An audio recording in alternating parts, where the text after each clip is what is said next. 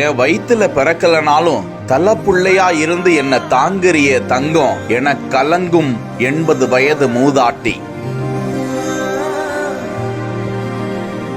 60 ஆண்டுகளுக்கு முன்பு தமிழ் எனும் உயிர் மூச்சை ஊட்டிய ஆசிரியர் காலமாகிவிட்ட நிலையில் இன்றும் அந்த ஆசிரியரின் குடும்பத்திற்கு உதவிகரமாக நிற்கும் மாணவர். உங்களை காக்க வேண்டியது எனது கடமை என தலை நிமிர்ந்து சொல்லும் போது அனைவரது கண்களிலும் ஆனந்த கண்ணீர் ததும்புகிறது.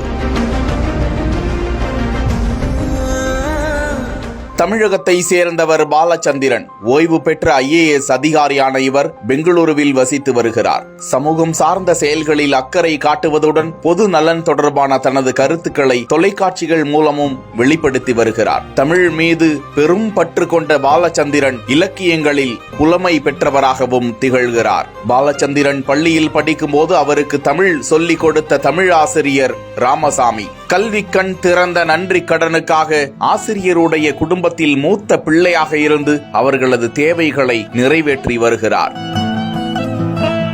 பாலச்சந்திரன் தஞ்சாவூர் வரும்போதெல்லாம் 80 வயதாகும் ஆசிரியர் ராமசாமியின் மனைவி பட்டுவை சந்தித்து அவரது மருத்துவ தேவையை சந்தித்து அக்கறையுடன் பேசி ஆறுதல் கூறி தேவையை சந்தித்து காலில் விழுந்து ஆசி பெற்று செல்கிறார். தற்போதும் அவரை சந்திக்க சென்ற போது திருக்காட்டுப்பள்ளி அருகே உள்ள நேமம் கிராமத்தில் அந்த மூதாட்டியின் பேரன் குடும்பத்தோடு வசித்து வரும் நிலையில் அவரும் கஷ்டப்படுவதை அறிந்து 45,000 ரூபாய் பணம் கொடுத்து கறவை பசுமாடு ஒன்று வாங்கி அதில் வரும் வருமானத்தில் பாட்டியை குறையில்லாமல் கவனித்துக்கொள் என அன்பு காட்டி சென்றிருக்கிறார். அந்த சமூக ஆர்வலரும் தமிழ் பற்றாளருமான பாலச்சந்திரனுக்கு பாராட்டுகளும் நன்றிகளும் குவிந்து வருகின்றன.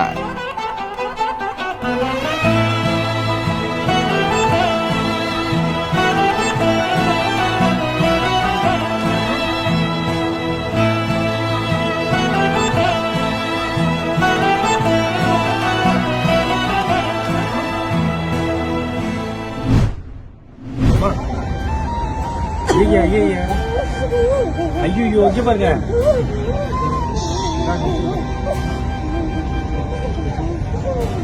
இருக்குமா எழுதிக்கலாமா? ஓகேக்கா, இருக்கு போடலாம். எப்படி அமைஞ்சிருக்கு பாருங்க, புரியவே ஒன்றும் புரியல.